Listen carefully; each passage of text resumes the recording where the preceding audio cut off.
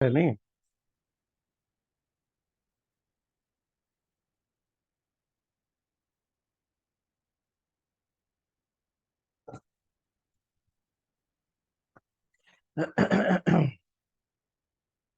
إن الحمد لله نحمده ونستعينه ونستغفره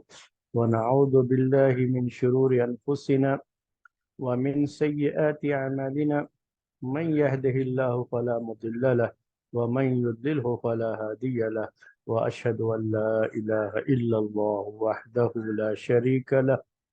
وأشهد أن محمدا عبده ورسوله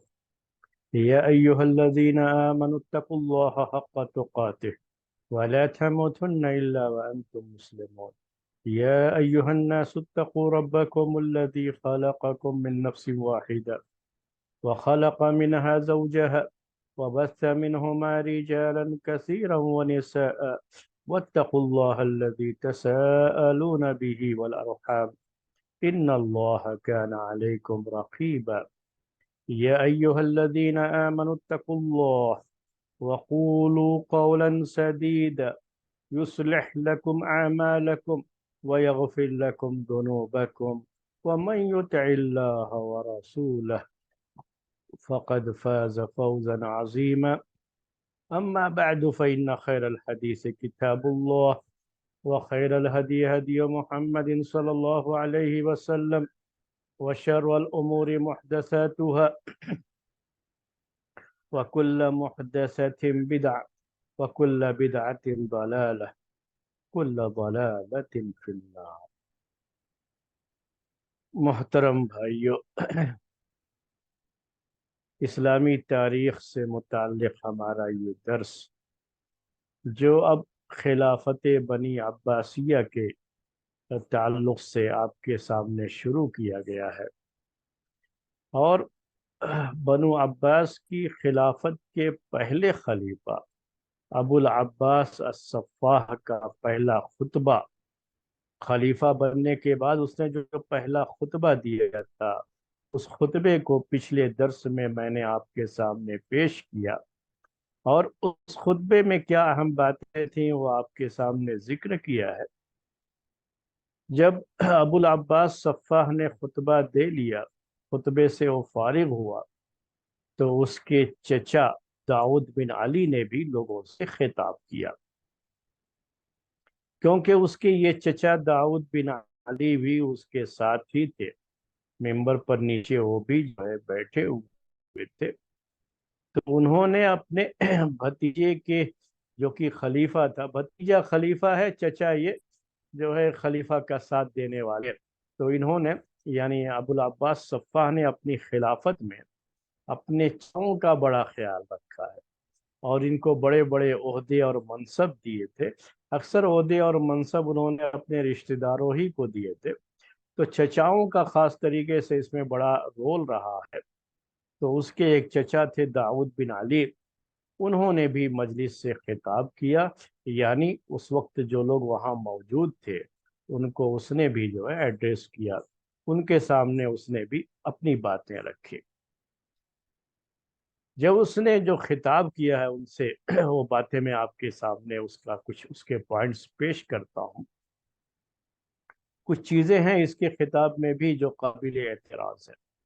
مجھے بہت تعجب ہوتا ہے کہ تاریخ کی کتابوں میں یہ باتیں لکھی ہوئی ہیں، اور ابھی ابو العباس صفاح کی تقریر کا ذکر جو پچھلے ہفتے سامنے آیا، وہ تو تقریر میں نے آپ کے سامنے البدایہ والنہایہ سے پیش کی تھی، جو کہ ابن کثیر کی تاریخ کی کتاب ہے۔ آج جو یہ داؤد بن علی کا خطاب ہے، جو کہ اس کے چچا تھے، ابو العباس صفاح کے چچا تھے، ان کا جو خطاب ہے یہ دوسری کتاب سے آپ کے سامنے پیش کر رہا ہوں۔ اس نے اپنے خطاب میں کہا، اللہ کی قسم، اللہ کی قسم، ہم یہ انقلاب اس لیے نہیں لائے ہیں کہ ہم تمہارے لیے نہریں نکالیں گے، دریا جو ہے تمہارے لیے بنا دیں گے، اور زمین کو کھود کر کے اندر سے دریا کو جاری کر دیں گے تمہاری فلاح و بہبود کے لیے اور تمہاری بہتری کے لیے۔ ہم نے اس لیے نہیں یہ انقلاب برپا کیا ہے کہ ہم قلعے تعمیر کریں گے اور ہم جو ہے لوگوں کے لیے یعنی شہریں جیسے آج کے دور میں کہتا ہے سڑکیں بنانا، یہ کرنا وہ کرنا، جو پبلک کی فلاح و بہبود کے کام ہوتے ہیں۔ تو کہا کہ ہم نہیں، جو انقلاب ہم جو لے کے آئے ہیں، یہ انقلاب کیا ہے کہ بنو امیہ کی حکومت کا خاتمہ اور بنو عباس کی حکومت کی یہ ابتدا، ہمارا جو غلبہ ہوا، تسلط ہوا ہے اس حکومت پر، تو یہ انقلاب ہم یہاں پر کچھ اس طرح کے کام جسے رفاہ عام کے کام کہا جاتا ہے، یعنی عام لوگوں کی بھلائی کا کام، ہم اس کے لیے نہیں کیے ہیں یہ، بلکہ اس کی وجہ یہ ہے کہ ہمارے جو پہلے بادشاہ تھے بنو امیہ کے لوگ، انہوں نے ہمارے حقوق کو پامال کیا تھا، انہوں نے ہمیں ہمارا حق نہیں دیا۔ تو یہ سمجھتے تھے یہ لوگ کہ اس پر حق ہمارا ہے خلافت پر، لیکن بنو امیہ اس پر قابض تھے، انہوں نے ہم سے یہ حق چھین لیا اور ہمارے حقوق ہم کو ادا نہیں کیے گئے۔ کہا کہ اور ہمارے چچیرے بھائی علویوں کے ساتھ، علوی یعنی اس سے مراد جو ہے شیعہ، جو ہے شیعان علی، جو علی رضی اللہ تعالی عنہ کے خاندان کے لوگ ہیں، ان کی جو ہے جو اولاد تھی فاطمہ رضی اللہ تعالی عنہ سے حسن اور حسین، پھر اس کے بعد جو ان کی اولاد ہوئی، اس کی طرف اشارہ کرتے ہوئے کہ ہمارے یہ چچیرے بھائی، چچیرے بھائی اسی لیے کہیں گے کہ یہ عباس رضی اللہ تعالی عنہ کی نسل کے ہیں، اور یہ لوگ جو ہے ابو طالب کی نسل سے تعلق رکھتے ہیں، اور ابو طالب اور عباس دونوں بھائی تھے۔ تو اس لحاظ سے کہا کہ یہ ہمارے چچیرے بھائی جو علوی ہیں، ان پر جو ہے بڑے ظلم کیے، ان کے ساتھ بڑی سختیاں کی گئی، بڑا برا سلوک کیا گیا، بہت برا برتاؤ کیا گیا، تو ہم سے دیکھا نہیں گیا، ہمیں سخت غیرت آئی اور ہم ان حالات کو برداشت نہیں کر سکے۔ اسی طرح سے ہم نے یہ دیکھا کہ یہ بنو امیہ کے خلفاء عوام کے ساتھ بھی بدسلوکی کر رہے ہیں، جنرل پبلک کے ساتھ جو ہے بڑی بدسلوکی کر رہے ہیں، اور ان کے بڑے ظلم تھے پبلک پر، اور ان کا جو رویہ تھا پبلک کے ساتھ، ان کا بیہیویئر جو تھا پبلک کے ساتھ، وہ انتہائی ذلت بھرا تھا، یعنی بڑی جو ہے ذلت کے ساتھ وہ لوگوں کے ساتھ پیش آتے تھے۔ ان کا یہ ظلم دیکھ کر کے ہمیں اپنے بستروں پر نیند نہیں آتی تھی، اور ہم نے یہ بیڑا اٹھایا کہ ہم ان کے ظلم سے اس زمین کو پاک کریں گے، اور یہ خلافت ہم حاصل کریں گے اور ہم خلیفہ بنیں گے۔ تو ہم نے یہ خلافت اس لیے حاصل کی ہے، ہم نے یہ انقلاب اس لیے حاصل کیا ہے کہ ہم لوگوں کے حقوق کو ادا کر سکیں، اور بنو امیہ کا جو ظلم تھا اس ظلم کو ختم کرنا یہ ہمارا مقصد تھا۔ اس کے بعد کہا کہ بنو امیہ کا ظلم یہ بھی تھا کہ تمہارے اوپر طرح طرح کے ٹیکس لگا کر کے رکھے تھے، اور تم سے جو ہے ٹیکس لے کر کے خود ہی اس پر قابض ہو جاتے تھے، جیسے چاہتے تھے استعمال کرتے تھے، اور صحیح طریقے سے یہ قوم کا پیسہ، امت کا یہ پیسہ، بیت المال کا یہ مال عوام تک نہیں پہنچ رہا تھا، پبلک تک نہیں پہنچ رہا تھا۔ اس کے بعد اس نے کہا کہ ہم تمہیں یہ ضمانت دیتے ہیں، یہ گارنٹی دیتے ہیں، کس بات کی گارنٹی دیتے ہیں؟ کہ ہم یہاں پر اللہ کے حکم کو نافذ کریں گے، اللہ کی کتاب پر عمل کریں گے، اور جو پیارے نبی صلی اللہ علیہ وسلم کی سیرت رہی ہے، آپ کا جو طریقہ رہا ہے، اس طریقے پر ہم چلیں گے۔ کہا اس نے کہ اللہ تعالیٰ نے تمہارے سامنے تمہیں وہ منظر دکھا دیا ہے جس کا شوق تمہیں بہت دنوں سے تھا، جس کی خواہش تمہیں تھی، جو خواب تم دیکھ رہے تھے، جس کا تمہیں انتظار تھا، کہ ایک ہاشمی خلیفہ ہو، تو اب ہاشمی خلیفہ ہے تمہارے ساتھ، وہ خاص اپنے جو ہے وہ خاندان کی فضیلت تو اس سے پہلے جو خطبہ ہم نے بیان کیا تھا ابو العباس صفاح کا، اس میں بھی وہ چیز تھی، اور اس نے بھی جو ہے کہا کہ ایک ہاشمی خلیفہ، یہ لفظ یہ لوگ ہاشمی ہی استعمال کرتے تھے، کیونکہ انہوں نے خود جو ہے جو شیعان علی تھے، جنہیں علوی کہا جاتا تھا، ان کو تو دھوکہ دیا تھا۔ کوفے کے وہ لوگ جنہوں نے ان کا ساتھ دیا تھا اس انقلاب میں، اور بنو امیہ کا تختہ پلٹ کر کے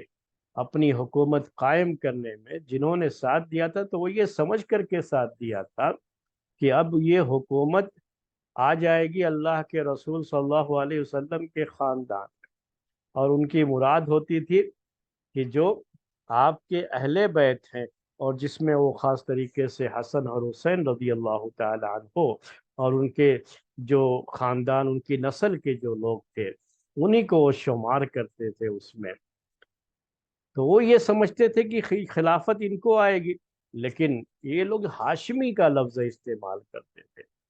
اور اسی سے جو ہے ان کو دھوکہ دیا،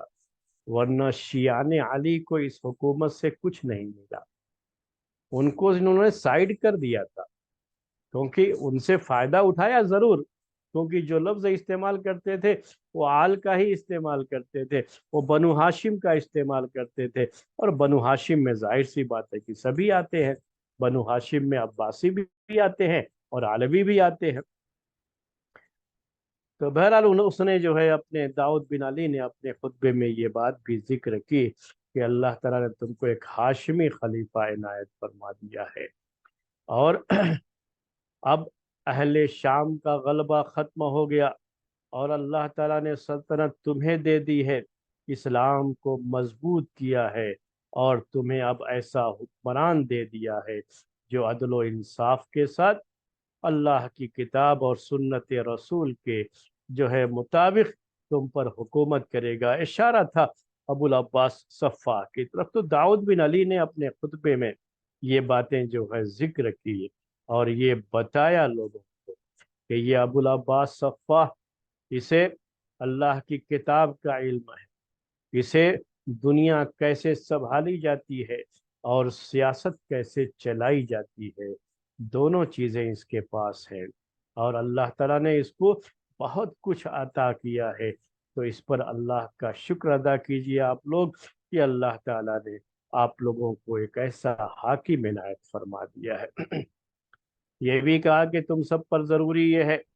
کہ تم ہماری باتوں کو سنو اور اسے مانو اور اسے تسلیم کرو، جیسے کسی بھی امیر کی اطاعت کا حکم کتاب و سنت میں ہے،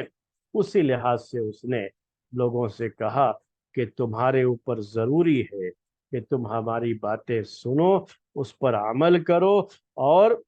کسی طرح کا کوئی دھوکہ یا فریب دینے کا معاملہ نہیں ہونا چاہیے۔ یہ حکومت در حقیقت تمہاری حکومت ہے، ہر خاندان کا ایک شہر ہوتا ہے، اور ہمارا اس خاندان کا شہر، اس حکومت کا شہر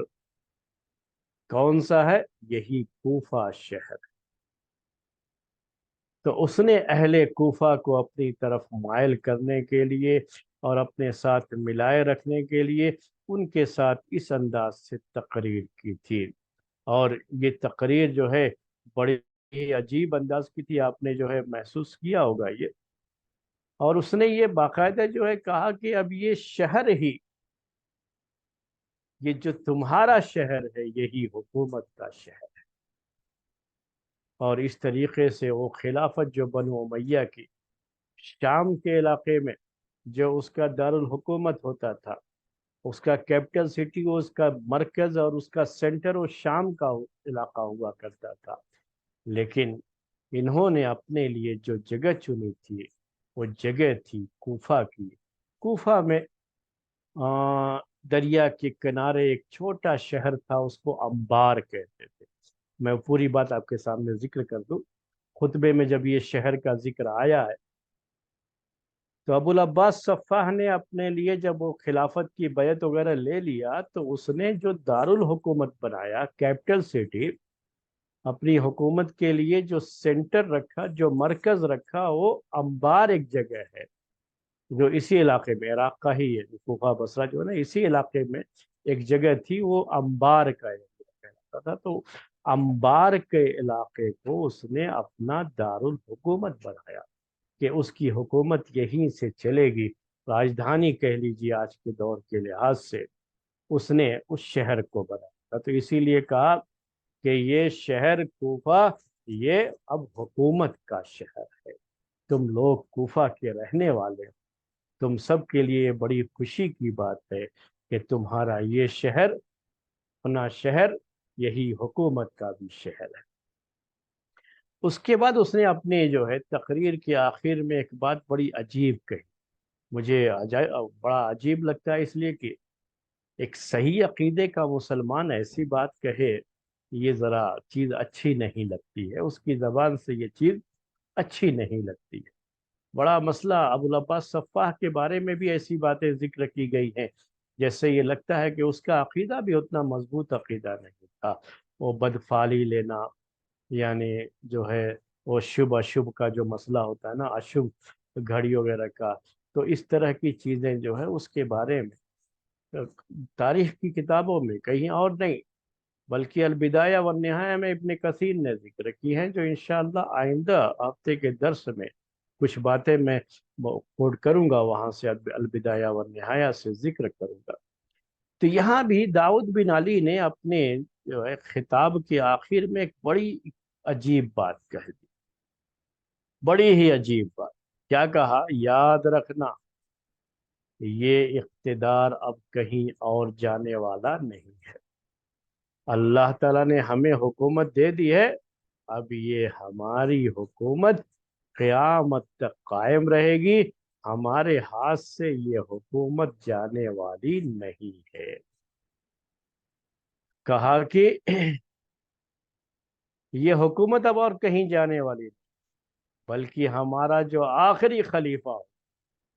ہاشمی خلیفہ، آخری خلیفہ، اسے خود جو ہے جب عیسیٰ بن مریم دنیا میں آئیں گے، عیسیٰ علیہ السلام آئیں گے، تو وہ ان کے حوالے کرے گا۔ تو یہ خطبہ اس کے تعلق سے، یعنی داؤد بن علی نے یہ خطبہ دیا اس موقع پر، جو کہ ابو العباس صفاح کا چچا تھا۔ اور یہ خطبہ تاریخ طبری اور ایک اور کتاب تاریخ کی بہت مشہور ہے، ابن اسیر کی الکامل فی التاریخ، اس میں یہ خطبہ ذکر کیا گیا۔ یہ خطبہ البدایہ والنہایہ میں نہیں ہے، البدایہ والنہایہ میں صرف ابو العباس صفاح کا خطبہ ذکر کیا گیا۔ تو بہرحال یاد رکھیے میرے بھائیوں، یہ بھی ایک عجیب بات ہے کہ وقتی کامیابی، ایک خونی انقلاب جو بنو عباس کے لوگوں نے بنو امیہ کے خلافت کے خلاف جو ایک تحریک چلائی، جو پہلے پردے کے پیچھے رہی اور آہستہ آہستہ اسے ظاہر کیا گیا، اور ایک خونی انقلاب کے ذریعے سے انہوں نے جو اپنی حکومت قائم کی، اس کا نشہ ابھی تو شروعات تھی، ابھی پہلے خلیفہ کے ہاتھ پر بیعت تھی، اور نشہ ایسا اس اقتدار کا کہ داؤد بن علی جو کہ ابو العباس صفاح کا چچا تھا، اس کی زبان سے ایسی باتیں نکل رہی ہیں۔ کون ہیں یہ لوگ؟ جو ہے آپ سوچیں گے، بہت تعجب ہوگا آپ کو کہ یہ عبداللہ ابن عباس رضی اللہ تعالی عنہما کے پوتے پڑپوتے وہی ہیں، یہ لوگ اس خاندان سے تعلق رکھتے ہیں، یہ لوگ بجائے اس کے کہ اللہ تعالیٰ کا شکر ادا کرتے اور یہ کہتے، یہ جو ہے عہد کرتے کہ اللہ تبارک و تعالی ہمیں توفیق دے کہ ہم صحیح طریقے سے لوگوں کو یہ حکومت چلا سکیں، اور اللہ تبارک و تعالی پوری جو ہے امانت داری کے ساتھ، پوری ذمہ داری کے ساتھ ہمیں یہ حکومت چلانے کی توفیق دے، دعائیں کرتے، تھوڑا عاجزی اور انکساری ہوتی۔ کیا اس کو یہ پتہ نہیں ہے کہ قرآن میں اللہ تعالیٰ نے کہا تِلْکَ الْأَيَّامُ نُدَاوِلُهَا لِلنَّاسِ، کہ یہ دن، یہ حکومتیں، یہ سب جو ہے ہم لوگوں کے ہاتھوں میں بدلتے رہتے ہیں، یہ اللہ تعالیٰ نے کہا ہے۔ آج تک پوری تاریخ ہے، کبھی ایک ہاتھ میں ہمیشہ کبھی کوئی حکومت نہیں رہی ہے۔ یہ تو اللہ تعالیٰ کا اعلان ہے، قرآن کے اندر یہ چیز بیان کی گئی ہے۔ اور یہ بھی ہے اللہ تعالیٰ کی جو ہے کا طریقہ ہے، یا اللہ تعالیٰ کی سنت ہے۔ اللہ تبارک و تعالیٰ نے اس کائنات میں یہ چیز رکھی ہے کہ ہمیشہ کائنات میں کوئی بھی چیز ہمیشہ نہیں رہے، کسی چیز کو یہاں دوام نہیں ہے، یہاں ہر چیز ختم ہوتی ہے، ہر چیز زائل ہوتی ہے۔ دنیا کی ہر چیز فانی ہے، اس کو فنا ہونا ہے، ختم ہونا ہے۔ لیکن اس نے یہاں تک دعویٰ کر دیا کہ ہماری یہ حکومت تو اب قیامت تک رہے گی، اور ہم ہی یہ حکومت عیسیٰ علیہ السلام جب آئیں گے تو ان کے حوالے کریں گے، تب تک جو ہے ہماری ہی حکومت چلتی رہے گی۔ تو بہرحال یہ تو معاملہ ہو گیا ابو العباس صفاح، جو پہلا خلیفہ ہے، جس کے ہاتھ پر بیعت، اور جو اس نے خطبہ دیا، اور اس کے خطبے کے بعد جو اس کے چچا داؤد بن علی نے خطبہ دیا، اس کا ذکر فرمایا میں نے آپ کے سامنے۔ اب ایک مسئلہ ہوتا ہے کہ اس طرح کے لوگ کوشش یہ بھی کرتے ہیں، اس زمانے میں یہ چیز ہوتی تھی اور ہمیشہ سے یہ چیز رہتی ہے، ایسا نہیں ہے کہ صرف اس زمانے کی بات ہے، کہ جو بھی خلفاء ہوتے تھے، بادشاہ ہوتے تھے، وہ یہ کوشش کرتے تھے کہ اس زمانے کے جو علماء ہیں، تو ان میں سے کچھ لوگوں کو جن کے بارے میں وہ بھانپ لیتے تھے کہ یہ ہمارے قریب آ سکتے ہیں، تو ان کو حکومت کے قریب کرنے کی کوشش کرتے تھے، اور یہ بھی کوشش کرتے تھے کہ وہ لوگ آ کر کے ہماری خلافت کی تائید کرے، حکومت کی تائید کرے، ہماری محفلوں میں شرکت کرے۔ ان کو دیکھ کر کے پبلک کے جو ہے دماغ میں یہ پیغام جائے گا کہ ہم جو حکومت کر رہے ہیں بالکل صحیح کر رہے ہیں، کیونکہ ہم علماء کے مشورے سے کر رہے ہیں، علماء ہمارے ساتھ ہے۔ وہ لوگوں کو یہ باور کرانے کے لیے، لوگوں کے دماغ میں یہ بات ڈالنے کے لیے، یہ بھی کوشش ہوتی تھی خلفاء کی، بادشاہوں کی، کہ وہ اپنے دربار میں علماء کی ایک جماعت بھی رکھے۔ تو یہاں جب اس کے ہاتھ پر، ابو العباس صفاح کے ہاتھ پر بیعت ہوئی، تو اس بیعت کے نتیجے میں اب اس نے سوچا کہ اب علماء کو بھی ہمیں ساتھ میں کر لینا ہے اپنے۔ تو کوفہ، چونکہ ان کا مرکز تو کوفہ تھا، اور کوفہ کے بڑے مشہور، اس دور کے بڑے مشہور جو امام مانے جاتے تھے، وہ امام ابو حنیفہ رحمۃ اللہ علیہ تھے۔ تو امام ابو حنیفہ رحمۃ اللہ علیہ کا علاقہ تو یہی عراق کا علاقہ تھا، یہی کوفہ بصرہ، یہ جو علاقہ ہے نا، بلکہ خاص کوفہ ہی کہیے، تو کوفہ کا علاقہ ہی اصل جو ہے ان کا علاقہ، اور یہاں پر ہی ان کے علم کا چرچا بھی ہوا،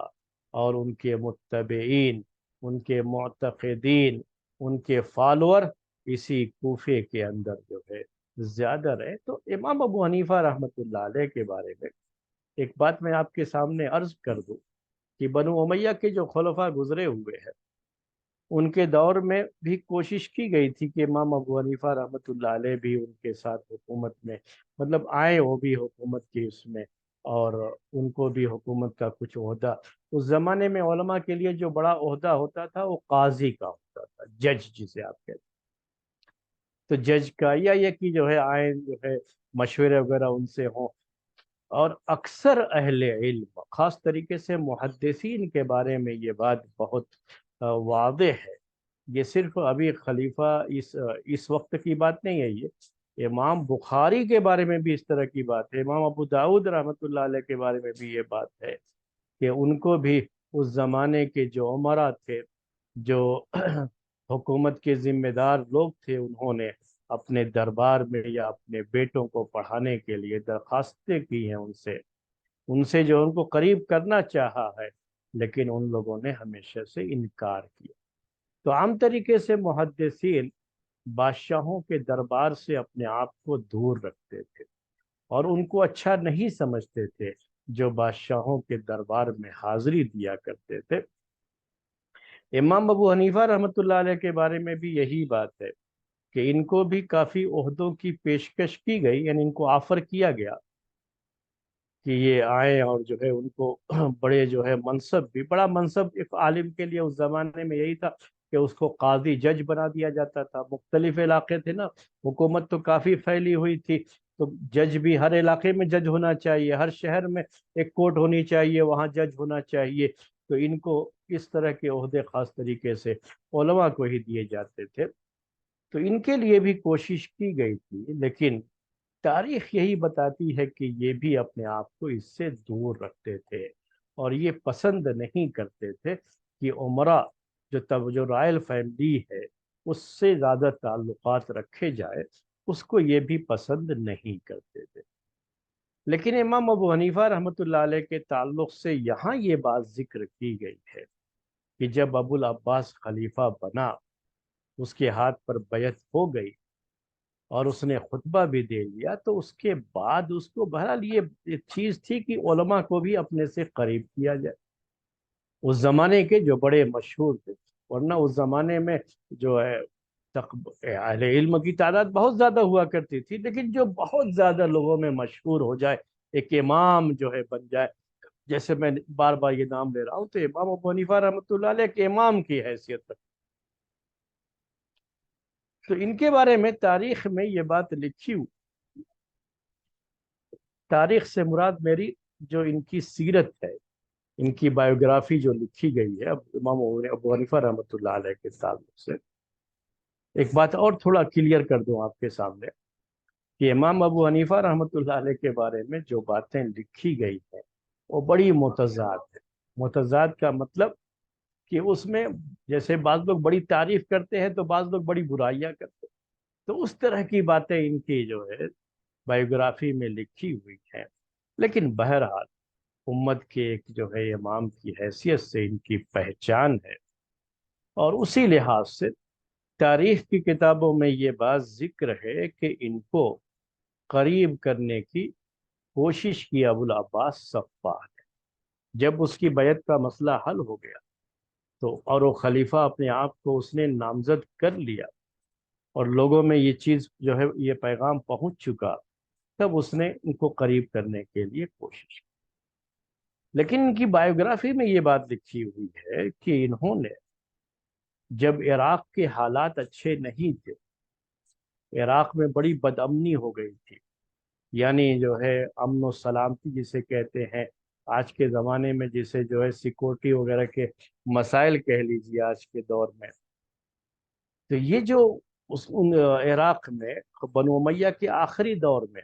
چونکہ کافی فتنے ہو گئے تھے، اور یہ بھی جو ہے عباسی حکومت جو لوگ قائم کرنا چاہ رہے تھے، یعنی ایک انقلاب لانا چاہ رہے تھے، ان کی طرف سے بھی کافی سازشیں ہو رہی تھی، اندر اندر سب سب جو ہے مسائل چل رہے تھے۔ تو اس وقت چونکہ بڑی بدامنی تھی وہاں پر، تو یہ وہ علاقہ چھوڑ کے حجاز چلے گئے، کیونکہ اب وہ اہل علم میں سے ہیں، اب ان کو ان سب چیزوں میں کیا داخل، اپنے آپ کو انوالو تو نہیں کرنا تھا، اس سے دوری رکھنا تھا۔ تو بہتر یہ سمجھا کہ یہ ماحول میرے لیے علمی ماحول نہیں رہا اب یہاں پہ، تو میں جو ہے حجاز چلا جاتا ہوں، اور وہاں پر حکومت کا جو زیادہ چونکہ شام کے علاقے میں گورنر، شام کے علاقے میں اصل خلیفہ ہوتا تھا بنو امیہ کا، تو عراق کے علاقے میں گورنر، اور عراق کے علاقے میں ہمیشہ کچھ نہ کچھ جو ہے فتنہ فساد رہتا ہی تھا۔ جب یہ زیادہ ہو گیا تو یہ حجاز چلے گئے تھے کچھ دنوں کے لیے، اور وہیں پر تھے۔ اس کے بعد پھر جب بنو عباس کی حکومت قائم ہو گئی تو یہ کوفہ واپس چلے آئے تھے، ان کے بارے میں یہ بات ہے۔ اب یہ بیچ میں جب یہ خلافت قائم ہوئی تو تاریخ میں یہ بات یہاں پر ذکر کی گئی ہے کہ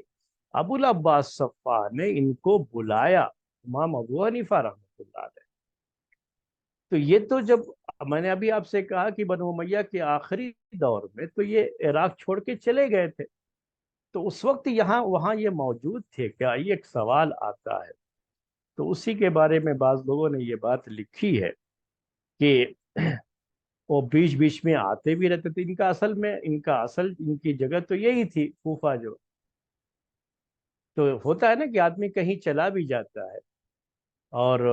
وہاں پر اس کو لگتا ہے کہ جہاں میں رہ رہا ہوں یہ بہتر جگہ نہیں ہے، تو اس لیے چھوڑ کر کے دوسری جگہ چلا جاتا ہے جہاں امن و سلامتی ہے، جہاں وہ سکون کے ساتھ رہ سکتا ہے اور اپنا کام کر سکتا ہے۔ تو کبھی کبھی آدمی ملنے کے لیے اپنے رشتہ داروں سے آ بھی جاتا ہے۔ تو ایسا لگتا ہے کہ اس موقع پر یہ کوفہ آئے ہوئے تھے، اور یہ وہی وقت تھا جب ابو العباس کے ہاتھ پر بیعت کی گئی اور اسے خلیفہ جو ہے چن لیا گیا تھا۔ چن نہیں لیا گیا تھا بلکہ ان کے اپنے جو ہے بھائی نے جو وصیت کی تھی اس کے لحاظ سے انہی کے ہاتھ پر بیعت ہوئی اور یہ پہلے خلیفہ بن گئے۔ تو اس نے علماء سے بھی بیعت لینے کا اہتمام کیا اور علماء کو اس وقت بلایا جو کہ کوفے میں مشہور علماء تھے۔ میں نے آپ سے کہا کہ اہل علم تو بہت تھے، یہاں تک کہ حدیثوں کے جو راوی ہیں نا بڑی تعداد ہے کوفے میں۔ یہ جو وقت ہے نا یہ 132 ہجری ہے یہ،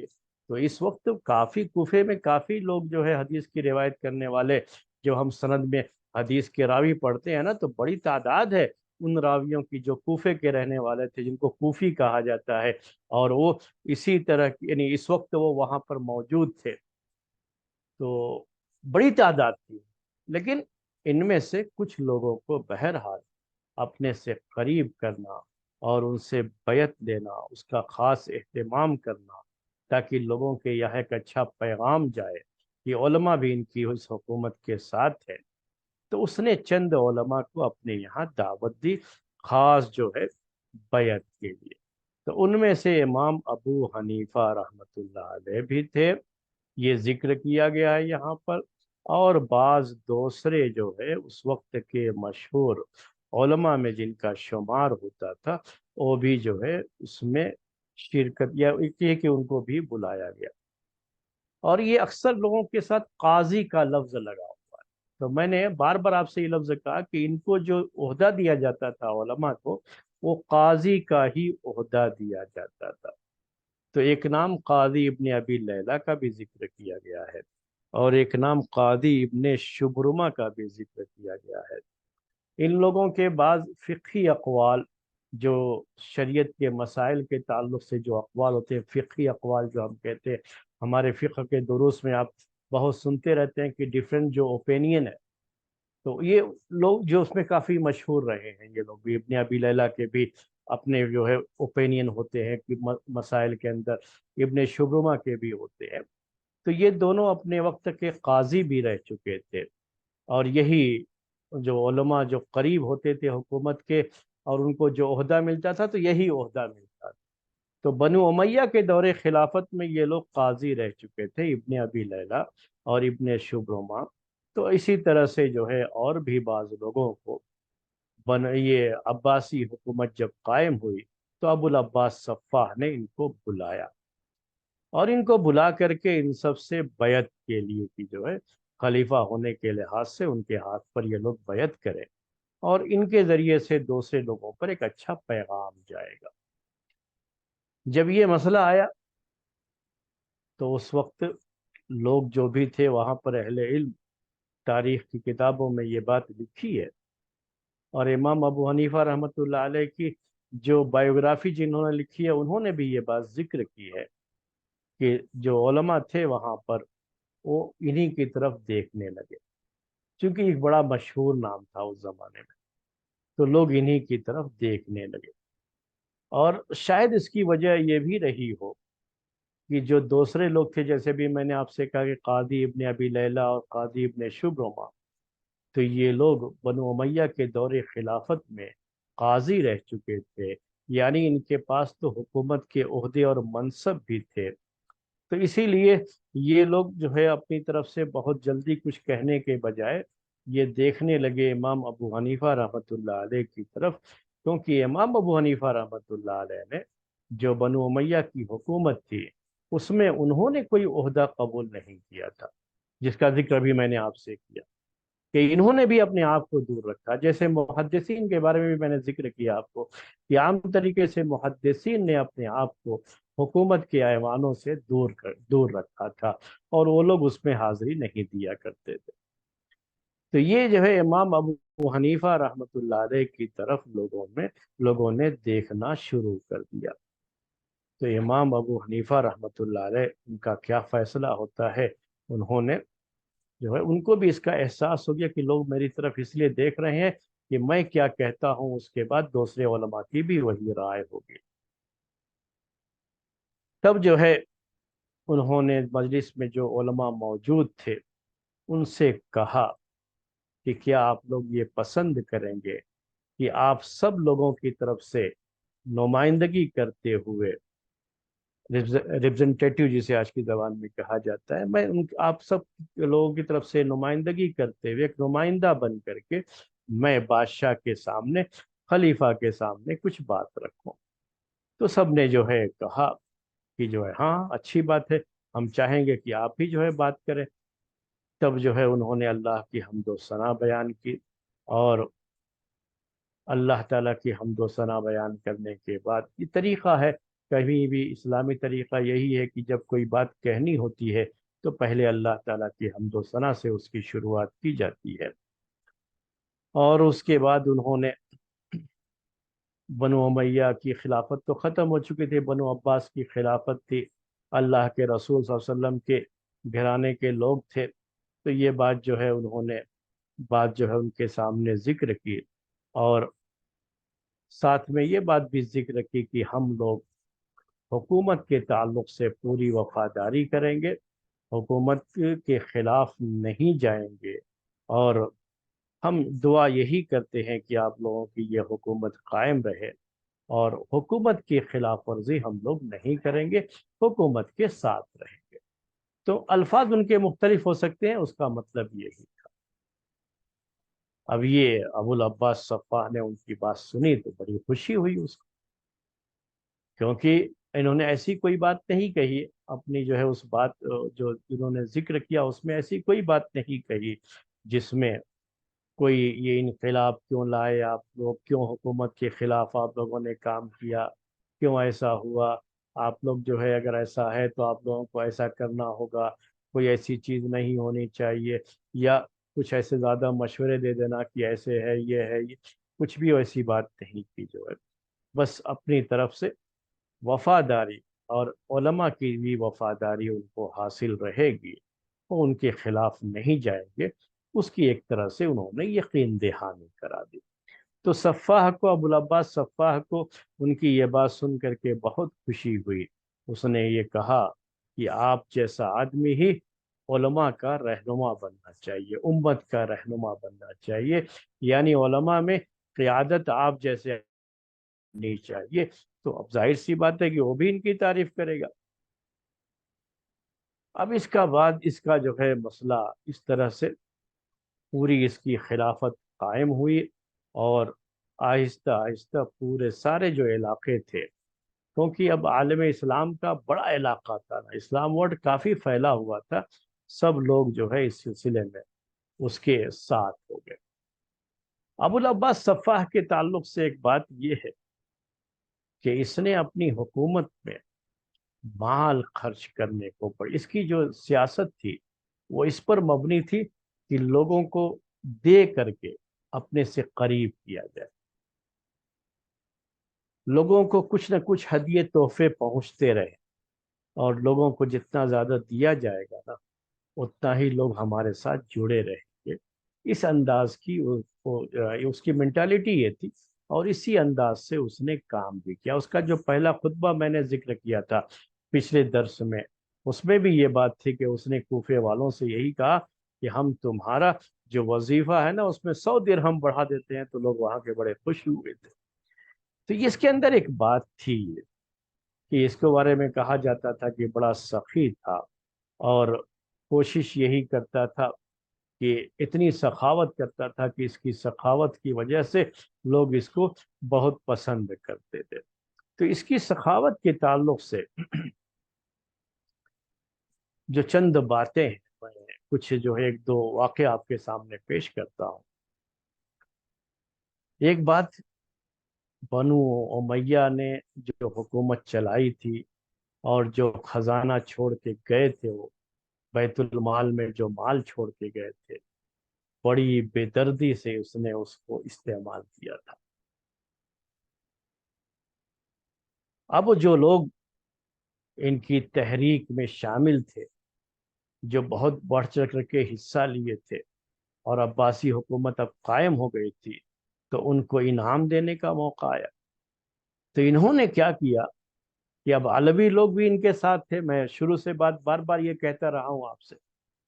कि चूंकि उन्होंने यही समझा था कि ये बनु उमैया से लेकर के अब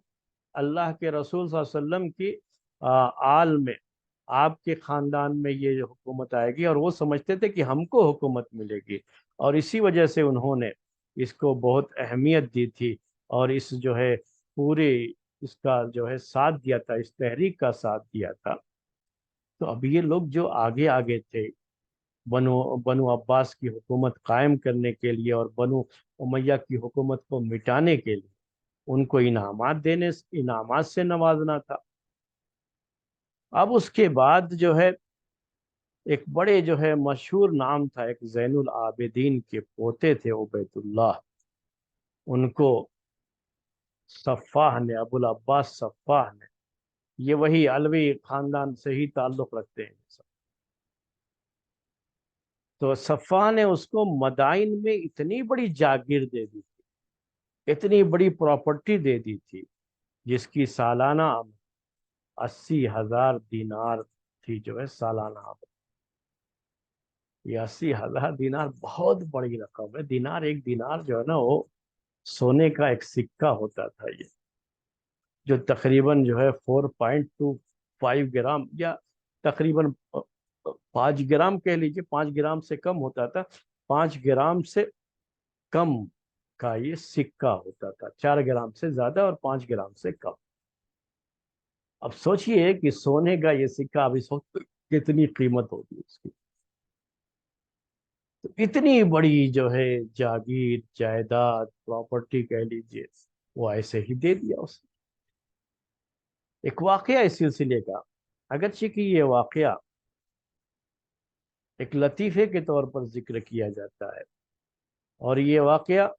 अदब की किताबों में, अरबी अदब की जो किताबें हैं, यानी अरबी अदब समझ, अरबिक लिटरेचर की जो बुक है, उसमें जिक्र किया गया है। तो अरबिक लिटरेचर की जो बुक है ना, उसमें भी तारीख की बहुत सारी बातें जिक्र की गई। तो एक किताब है अल अगानी के नाम से, अरबिक लिटरेचर की ये बुक है। अरबी जबान सीखने और सिखाना जब बहुत ही आला और बहुत ही ऊंचे जो लेवल की अरबी सीखना होता है किसी को, यानी अरबी जानते हैं लेकिन हम चाहते हैं कि बिल्कुल अरबी की महारत, जो फसाहत और बलागत जो होती है, जो कुरान की फसाहत और बलागत जैसे, उसको समझने के लिए, तो उस तरह की आला जो है दर्जे की अरबी जानना हो, तो ये किताब है अल-अगानी। ये किताब लोग पढ़ते पढ़ाते हैं। तो अल-अगानी में कुछ जो है तारीख के बारे में बातें, और अक्सर ये बातें झूठी हैं, मैं ये समझता हूँ। यानी इस पर एतमाद नहीं किया जा सकता। तारीख के बाब में ये जो अरबिक लिटरेचर की किताबें हैं, उस पर एतमाद नहीं किया जा सकता, क्योंकि उस किताब के अंदर अभी आगे चल करके जो बनु अब्बास की ये हुकूमत है ना, हारून रशीद के बारे में, महदी के बारे में, उनकी अय्याशियों का इतना जिक्र है कि वो पढ़ करके बिल्कुल माथा जो है ना हमारा ठनक जाता है कि क्या ये सब चीज़ें हो सकती हैं। क्या वो खलीफा लोग इतने ज्यादा गए गुजरे थे कि इतनी सारी अय्याशियां वो करते रहे होंगे। तो वो सब चीजें अक्सर साबित नहीं, सही नहीं। तो अबुल अब्बास सफ़ाह के ताल्लुक से भी उस किताब में एक बात लिखी गई। इन लोगों की आदत ये भी थी, खुलफा की, ये खास इसी के बारे में नहीं है बल्कि खुलफा की आदत, जैसे इन्होंने उलमा को अपने से करीब करने की कोशिशें की, वैसे ही उस जमाने के जो शुअरा होते थे, उनको भी अपने से बहुत करीब करने की कोशिश करते थे। तो दरबारी शुअरा होते थे बाकायदा। तो उन शुअरा का काम क्या होता था कि बादशाह की तारीफ करो, तो बादशाह उनको खूब नवाजता रहता था। तो बादशाह की हाँ में हाँ मिलाना है, बादशाह की तारीफ करना है, और लोगों के सामने ऐसे अशार कहने हैं जिसमें बादशाह की तारीफ खूब मुबालगे के साथ, सिर्फ तारीफ ही नहीं, मुबालगे, यानी उसके अंदर वो सब चीजें भूल करके भी नहीं रहेंगी, लेकिन वो खुद बढ़ा चढ़ा करके जो उसको पेश करना। تو ایسے شعرا کو بھی وہ لوگ قریب رکھتے تھے اپنے سے. تو ایک بڑا مشہور شاعر تھا اس زمانے کا، اس دور کا. اور یہ شاعر بھی ذرا مزاحیہ قسم کا شاعر تھا. مزاحیہ کا مطلب ہوتا ہے کہ جو ہنسانے والا شاعر تھے. تو اس کو ابو دولامہ کہا جاتا. تو ابو دولامہ جو کہ ایک مزاحیہ شاعر تھا، یعنی ہنسنے ہنسانے والا شاعر، ایسی باتیں کہنا جس سے لوگ ہنسے. تو یہ جو ہے ابو دولامہ، یہ ابو العباس صفاح کے پاس آیا. اس کے ساتھ اب بادشاہوں کی تو یہ خواہش ہوتی تھی کہ ان کو قریب رکھا جائے تاکہ یہ لوگ اس کی تعریف میں اشعار کہتے رہیں. جیسے آج کے دور میں ہوتا ہے کہ حکومت کوشش یہ کرتی ہے کہ جو بھی ہمارے جو یہ ہوتے ہیں سورسز ہوتے ہیں، جس کو ہم ذرائع ابلاغ کہتے ہیں اردو میں، یا کہہ لیجئے کہ آج کے دور میں یہ جو میڈیا ایک سورس ہے، تو حکومتوں کی کوشش یہی ہوتی ہے کہ یہ میڈیا جو ہے ان کے حق میں ہی بات کرے زیادہ، تاکہ ان کو ایک جو ہے گڈ ول اس سے ملے اور لوگوں کے ذہنوں میں ان کے تعلق سے ایک اچھا پیغام جائے. تو اس طرح کی چیزیں جو ہے اس زمانے میں یہ شعرا وغیرہ کرتے تھے. تو شعرا کو بھی قریب کیا جاتا تھا اس کے لیے. تو یہ ایک شاعر تھا ابو دولامہ، جو کہ بڑا مزاحیہ شاعر تھا. جب اس کی خدمت میں آیا تو ابو العباس صفاح نے پوچھا اس سے، بتاؤ تمہیں کچھ ضرورت ہو تو بتاؤ، میں تمہاری کیا خدمت کر سکتا ہوں.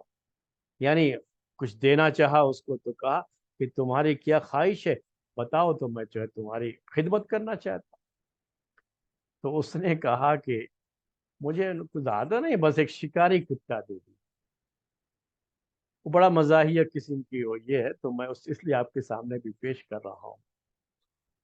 اس نے کہا کہ شکاری کتا دے دی. شکاری کتا کیا ہے؟ کلب معلم، کلب غیر معلم. یہ جو ہے کلب صید، عربی میں کلب الصید کہتے تھے اس کتے کو جو وہ لوگ شکار کے لیے استعمال کرتے تھے. تو اس زمانے میں جانوروں وغیرہ کا شکار کرنے کے لیے کتے کا استعمال بھی کیا جاتا تھا. تو کتے کو جب کوئی شکار دیکھتا مالک، تو کتے کو اس کے اوپر دوڑا دیتا تھا، جا کتا پکڑ کر کے لے کے آئے گا. تو اس کو سکھاتے تھے، اسے خود کلب معلم بھی کہتے تھے کہ کس طرح سے اس شکار کو پکڑ کے اس کے پاس لے کر کے وہ آئے گا. تو کہا کہ جو ہے مجھے وہی ایک کلب الصید یعنی شکاری کتا چاہیے. صفا نے فوراً آرڈر کر دیا، کوئی بڑی بات نہیں کہ یہ جو ہے شکاری کتا حاضر کیا جائے، اس کو دے دیا جائے. جب اس نے یہ آرڈر کر دیا، اس کو یہ چیز مل گئی، تو کہا بادشاہ سے کہ بادشاہ آپ نے کتا تو دے دیا، لیکن یہ کتا کو کہا میں گھر میں اچار ڈالوں گا. میں آج کی زبان میں کہنا ہوں تو ایسے کہیں گے اس کو، اس لحاظ سے بول رہا ہوں کہ کیا میں اس کو اچار ڈالوں گا گھر کے اندر؟ ارے شکار کے لیے جانا ہوگا تو کیا میں اس کو پیدل لے کر کے جنگل میں بہت دور جانا پڑتا ہے، سواری چاہیے نا اس کے لیے. تو بادشاہ مسکرایا اور کہا کہ جو ان کو ایک گھوڑا بھی دے دیا جائے، یعنی سواری جو ہے ان کو ایک دے دی جائے، تاکہ اس پر یہ سواری کر کے جو ہے کتے کو ساتھ میں لے کر کے جائیں گے اور جا کے شکار کریں گے. اب جو ہے ابو دلامہ نے پھر کہا کہ ٹھیک ہے، سواری بھی ہے کتا بھی ہے، لیکن کتے کی دیکھ بھال کون کرے گا؟ اب کتا ہے ساتھ میں تو اس کا کوئی دیکھ بھال کرنے والا بھی تو چاہیے نا. اور جو شکاری کتے کو جو ہے ساتھ میں اپنے رکھے دیکھ بھال کرے. تو پھر مسکرایا، سمجھ گیا کہ کیا چاہتا ہے. تو کہا ایک خادم بھی دیا جائے اس کو. اس زمانے میں غلام لونڈی کا دور تھا، تو غلام ہوتے تھے تو غلام دے دیا جاتا تھا، وہی خدمت کرتے تھے. تو ایک غلام جو ہے دینے کا آرڈر کر دیا کہ جو ہے اس کو ایک غلام دے دیا جائے. اب اس کے بعد اس نے کہا کہ اب اتنے سارے لوگ ہیں، میں ہوں، غلام ہے، اور یہ جو ہے گھوڑا بھی ہے، کتا بھی ہے ہمارے ساتھ. اب ان سب کے جو ہے ہمارے کھانے کا انتظام ہونا چاہیے، ان کے چارے کا انتظام ہونا چاہیے. تو ہمارے لیے کوئی کھانا پکانے کے لیے کوئی نہ کوئی تو چاہیے نا. تو کہا کہ جو ہے مسکرا کر کے ایک لونڈی بھی دے دی جائے. जो खाना वगैरह बनाएगी और इन लोगों की उस जरूरत का ख्याल रखेगी। तो इस तरह से उसने वो भी हासिल कर लिया। अब कितने हो गए? एक घोड़ा है, एक कुत्ता है, और एक गुलाम, एक लौंडी और एक अबू गुलाम। उसके बाद कहता है कि बादशाह सलामत। अब इतने सारे तो हैं ना हम, एक गुलाम है, लौंडी है, हम लोग रहेंगे कहाँ? भाई रहने के लिए तो कोई जगह चाहिए ना। तो फिर मुस्कुरा करके कहा कि एक घर का इनको इंतजाम कर दिया जाए, इनको एक घर भी जो है इनायत कर दिया जाए। अब जब जो है एक घर भी मिल गया, तो अब उसके बाद कहा कि ठीक है, अब घर है, घर में हम रहेंगे, लेकिन खाएंगे पिएंगे कहाँ से? ठीक है, कभी शिकार के लिए चले गए, शिकार मिल गया, लेकिन अब रोज रोज हर वक्त तो शिकार नहीं करेंगे ना। तो हमारा गुजर बसर कैसे होगा? गुलाम का खर्चा निकालना है, लौंडी को जो है कुछ खिलाना पिलाना पड़ेगा, दो जानवर हैं इनको खिलाना पिलाना पड़ेगा। तो कोई ना कोई तो हमें प्रॉपर्टी भी होनी चाहिए, जहां से हमें इतनी इनकम हो जाए कि हमारे घर का खर्चा चले। तो बादशाह ने फिर जो है हंस करके कहा, मुस्कुरा दिया और कहा कि इनको 100 एकड़ जमीन, 100 एकड़, अब इससे अंदाजा है कितनी जमीन है, 100 एकड़ जमीन जिस पर खेती हो सकती है वो दिया जाए, और 100 एकड़ जमीन जो बंजर है, जिस पे खेती नहीं होती है, वो इसको दिया जाए। तो 100 एकड़ तो हो गई जिस पर खेती हो सकती है, और 100 एकड़ ऐसी जमीन जो बंजर होती है, उसमें कुछ उगता नहीं है, तो ऐसी जमीन दे दी जाए इसको। जब उसने ये बात कही, तो अबू दुलामा ने कहा, ये उसकी जो है मजाहिया बात है, कि बादशाह सलामत, आप 100 एकड़ जमीन मुझे, बंजर जमीन 100 एकड़ दे रहे हैं। अरे मैं तो आपसे ये कहता हूँ कि बनु असद के सहरा की जो जमीन है, 500 एकड़ जो है बंजर जमीन मैं आपको देता हूँ। 500 एकड़ जो है बंजर जमीन मैं आपको देता हूँ। ये बंजर जमीन लेके कोई करेगा क्या? अब ये सुन करके वो मुस्कुरा दिया, मुस्कुरा करके कहा, अच्छा भाई, इसको सारी जो भी मैंने कहा जितनी भी जमीन, ये सब जमीन, ये प्रॉपर्टी इसको ऐसी दो जहां पर खेती हो सकती है। तो इस तरह से एक जो है ये वाकया भी लोगों ने जिक्र किया है। और अबू दुलामा के जो है, जो एक बड़ा मशहूर मज़ाहिया शायर था उस जमाने का, उसके हवाले से ये बात जिक्र की है। लेकिन मैंने आपसे ये कहा कि ये बात जिस किताब में जिक्र की गई है, उस किताब पर तारीख के हवाले से बहुत ज़्यादा भरोसा नहीं किया जा सकता, या उस पर एतमाद नहीं किया जा सकता।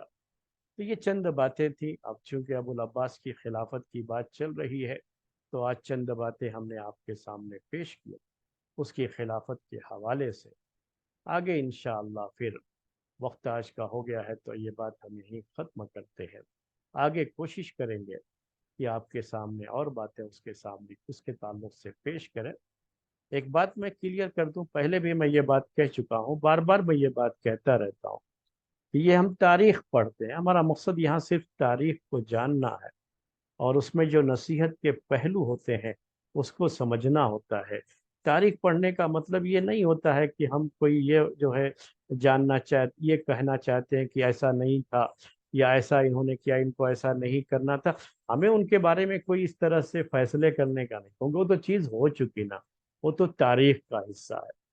जो चीज़ गुजर चुकी होती है उसके बारे में इस्लामी अकीदा सिर्फ ये है कि हम ये कहते हैं कि क़द्दर अल्लाह व मा शाअ फ़अल, ये अल्लाह ताला की तकदीर थी, अल्लाह ने जो चाहा हो गया। अब वो जो है उसके बारे में कि अगर ऐसा करते तो ऐसा होता, ऐसा करते तो ये होता, वो सब बहसें जो है हमें नहीं, उसके लिए हम तारीख नहीं पढ़ते हैं। और एक दूसरी बात भी आपके सामने जो है पेश कर दूं, कि हम जो खुलफा जो गुजरे हुए हैं उनके उनसे जो खामियां या जो गलतियां हुई, या उनके दौर में जो कुछ गलत चीजें हुई, उनका भी जब जिक्र किया जाता है तो इसका मतलब उनकी बुराई नहीं, क्योंकि इसका मतलब ये नहीं होता है कि हम उनसे अच्छे हैं। یہ کبھی نہیں، یا بعد کے لوگ ان سے اچھے ہیں۔ بنو امیہ کے دور خلافت کے بارے میں کتنی باتیں ہمارے سامنے آئیں، لیکن میں نے ابھی پچھلے درس میں بھی کہا تھا، پھر آپ سے کہتا ہوں کہ بنو امیہ کی خلافت بنو عباس کی خلافت سے اچھی تھی۔ ان کے خلفاء ان کے خلفاء سے اچھے تھے۔ وہ جتنا پہلے کا دور تھا نا، ابھی ان کے اندر اتنی خرابیاں نہیں جتنی بعد کے دور میں خرابیاں ہیں۔ تو یہ ایک بات یاد رکھیے گا کہ کبھی بھی اس کا مقصد یہ مطلب نہیں ہوتا ہے کہ جو ہے ہم ان سے اچھے ہیں، یا اور دوسرے لوگ ان سے اچھے ہیں، یہ بڑے خراب تھے، ایسا مطلب نہیں ہوتا ہے۔ یہ یقین مانیے کہ جتنے بھی بادشاہ گزرے ہوئے ہیں ان کے اندر خرابیاں یقیناً تھیں، اور جو ہے بشری تقاضے ہوتے ہیں، غلطیاں بھی بہت ساری ہوئی ہیں تاریخ میں ان سے، لیکن ان سب کے باوجود بھی ہم سے وہ بہت اچھے تھے۔ ہم سے وہ بہت اچھے تھے میرے بھائیوں، میری یہ یاد رکھیے کہ ہم یہ ہمارا عقیدہ ہے کہ وہ ہم سے بہت اچھے تھے۔ ہم اگر ان کی جگہ پر ہوتے تو نہ جانے ہم سے اس سے بھی کہیں زیادہ بڑی بڑی غلطیاں ہوں۔ تو ہم ان کے تعلق سے کوئی فیصلہ کرنے کے لیے یہاں پر جو ہے نہیں بیٹھے ہوتے ہیں، بلکہ صرف یہ بتانے کے لیے کہ کس طرح کے حالات سے پوری اسلامی تاریخ گزری ہے۔ ہماری یہ اپنی تاریخ ہے، جس تاریخ کا جاننا ہمارے لیے بہت ضروری ہے۔ اور جو باتیں لوگ پیش کرتے رہتے ہیں خطبوں میں، تقریروں میں، جس انداز سے پیش کرتے رہتے ہیں، تاریخ سے اس کا کوئی تعلق نہیں ہوتا۔ کہیں کوئی اکا دکا جو واقعات ہوتے ہیں نا، اسی کو اصل تاریخ بنا کر کے لوگ پیش کر دیتے ہیں خطبے وغیرہ میں، تو اس سے آپ کو اصل تاریخ کا علم نہیں ہوتا ہے، اصل چیز کا علم نہیں ہو پاتا ہے۔ وہ سمجھتے ہوں گے آپ کی جو ہے اس دور میں صرف ایسے لوگ رہتے تھے کہ ان سے کبھی کوئی غلطی ہی نہیں ہوئی ہوگی، یا بالکل جو ہے وہ فرشتہ رہے ہوں گے، تو ویسا بھی نہیں رہا ہے۔ اور بڑی عجیب عجیب غلطیاں، اور وہ بھی عقیدے کی تعلق سے، جو انشاءاللہ میں نے آپ سے کہا تھا کہ آئندہ درس میں البدایہ والنہایہ سامنے رکھ کر کے میں ابو العباس صفاح کے تعلق سے چند باتیں اس طرح کی پیش بھی کروں گا آپ کے سامنے۔ وہ تاریخ میں لوگوں نے بات ذکر کی ہے، امام ابن کثیر نے ذکر کی ہے، تو سوچئے جو ہے کہ کس طرح سے بدعقیدگی بھی ان لوگوں کے یہاں آ جاتی تھی، یعنی کس طرح کی بدعقیدگی کہ وہ فال لے لینا، کوئی چیز جو ہے بدفالی، جو فال سے بدفالی لے لینا، یعنی جیسے اشبھ مان لینا جو ہے کوئی چیز ہو کر کے جو ہے، تو اس طرح کی چیزیں بھی ہوئی ہیں۔ اور کچھ عجیب سی چیزیں ہیں، میں تو اس کو پڑھتا ہوں تو مجھے بڑا عجیب سا لگتا ہے کہ کیا ایسا بھی ہو سکتا ہے کیا؟ تو بہرحال آج کا وقت ہو گیا ہے، ہم بات یہیں پر ختم کرتے ہیں، اور انشاءاللہ پھر آئندہ ہفتے مزید بنو عباس کا یہ پہلا خلیفہ ابو العباس صفہ، اس کے اور اس کی خلافت کے تعلق سے باتیں آئندہ بھی درس میں آپ کے سامنے آئیں گی۔ آج کا درس اسی پر ختم کرتے ہیں۔ سبحانک اللہم و بحمدک، اشہد ان لا الہ الا انت، استغفرک و اتوب الیک۔